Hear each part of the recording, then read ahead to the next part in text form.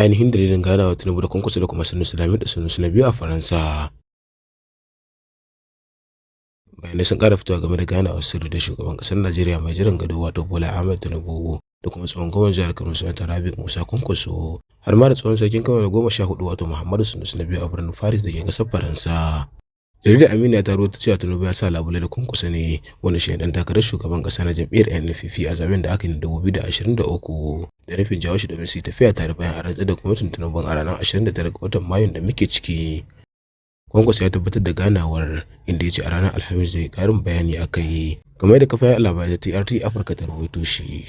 Majiyoyi masu tushe sun shaida wa jaridar Aminiya cewa Tinubu ya kuma ganawa sirri da sarkin Kano Sanusi Lamido Sanusi na biyu wanda aka tube shi.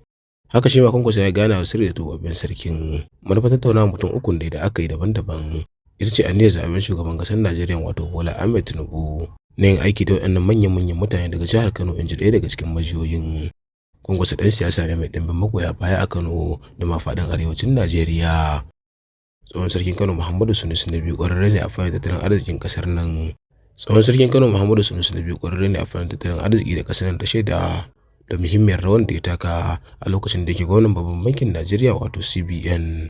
Majiyoyi sun shaida wa jaridar Aminiya cewa a yayin ganawa Tinubu da Kwankwaso da tsawon awa 4 a birnin Paris, shugaban ƙasar mai jiran gado ya buƙaci Kwankwaso da ya jawo hankalin abokan siyasarsa kan muhimmancin su zo su yi aiki tare domin ci gaban ƙasa.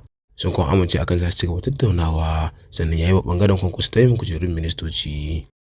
Ya buƙaci jagoran na jam'iyyar NNPP Kwankwaso da ya jabi tsakanin kujerar ministan ilimi da kuma ministan noma, in ji majiyar. Sai dai babu tabbacin ko Kwankwaso zai rike wannan mukamin ko kuma dai zai ba wasu daga cikin mukarrabansa domin a fafata da su a cikin wannan sabuwar gwamnatin. Mataimakin shugaban majalisar wakilai Femi Bajabiya-Mila ya halarci zaman, wanda Kwankwaso ya samu rakiyar zaben dan majalisar dattawa na Kano ta tsakiya wato Abdulmumin Jibril. Matar Tinubu wato Sanata Olorunmi ita ce ta karɓi bakuncin matar Kwankwaso Hajiya Hafsa, yayin da 'yan siyasa suka tattauna akan haɗin kan ƙasa da abubuwan da sabuwar gwamnati za ta baiwa muhimmanci, wanda Kwankwaso ya na'am da su. Sauran sun hada da batun shugabancin majalisar dokoki ta ƙasa da kuma aniyar zaben shugaban ƙasar da kafa gwamnatin haɗin kan ƙasa da ke fatan damawa da tsohon gwamnan jihar Kano wato injiniya Dr. Rabi'u Musa Kwankwaso. Sun kuma yi waiwaye kan ƙawancinsu a siyasa tun lokacin suna majalisar dokoki ta ƙasa a shekarar 1992, in ji majiyar. Majiyar ta kuma ce an fara tunanin yin sulhu tsakanin Kwankwaso da kuma tsohon mataimakinsa wato gwamnan jihar Kano mai barin gado Abdullahi Umar Ganduje. A shekarar 2015 ne Ganduje ya gaji kujerar Kwankwaso, amma ba da jimawa ba suka raba gari, kuma har yanzu ba sa ga maciji. Ana iya tunawa duk da cewa Kwankwaso ya zama na hudu ne a zaben shugaban ƙasa da aka yi a ranar 25 ga watan Fabrairu na shekarar 2023 wanda Tinubu ya lashe. Tsohon gwamnan jihar Kano ya lashe ƙuri'un jihar Kano baki ɗaya, wanda zama cibiyar jam'iyyar Tinubu ta APC, duk da cewa Ganduje ne gwamna a jihar. Jam'iyyar Kwankwaso ta NNPP ta lashe kujerun sanatoci 3 a jihar da kuma kujerun majalisar tarayya 17 daga cikin 24, game da kujeru 26 cikin kujerun majalisar dokokin jihar guda 40. Tsohon mataimakin shugaban ƙasar Najeriya kuma ɗan takarar babbar jam'iyyar adawa ta PDP Atiku Abubakar, wanda shine ya zo na biyu, sai kuma Peter Obi na jam'iyyar Labour Party wanda ya zo na uku. Suna ƙalubalantar nasarar Tinubu ya samu a gaban kotu, inda kowanne suke kirarin shine lashe zaɓe aka murɗe.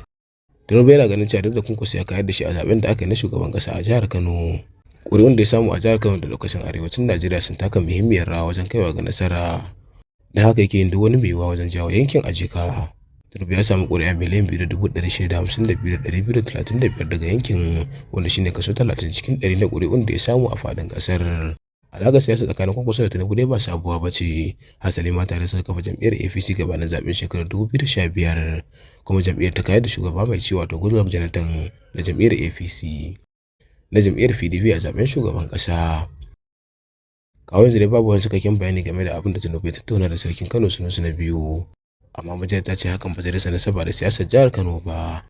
Jaridar Aminiya ta kuma rawaito cewa akwai raɗaɗin jam'iyyar NNPP mai jiran gado a jihar Kano za ta waiwaye batun tsige Sanusi na biyun, wanda gwamnatin Abdullahi Umar Ganduje ta yi a shekarar 2020 bisa zargin rashin ladabi, inda ta mai gurbinsa da tsohon sarkin Bichi wato Sarki Aminu Ado Bayero mai ci a halin yanzu. A wata hira da aka yi da shi a watan Afrilu bayan kammala zaɓe, an ji Kwankwaso na cewa gwamnatin jihar Kano mai jiran gado ta Abba Kabir Yusuf za ta waiwaye batun tsige Sanusi na biyun da ma na kafa sabbin masarautu da gwamnatin jihar Kano ta yi. Sai da martanin da Ganduje a bikin ranar ma'aikata ya ce sabbin masarautun sun zo ne wanda sun zo na dindindin Mahadika Ture. Babu cikakken bayani game da abin da Kwankwaso suka tattauna da Sanusi na biyu, amma ba zai ta tabbatar da an yi zaman. Ina ta ce shugabannin biyu sun daɗe suna kare juna. Idan za a iya tuna Kwankwaso da ya ruwa da tsaki ne wajen naɗa Sanusi na biyu a matsayin sarkin Kano jim kaɗan bayan gwamnatin Jonathan ta dakatar da shi daga aikinsa na gwamnan babban bankin Najeriya. Ana sa ran Tinubu zai dawo Najeriya kafin ranar 29 ga watan Mayu domin karɓar rantsuwa a matsayin shugaban ƙasar Najeriya na 16.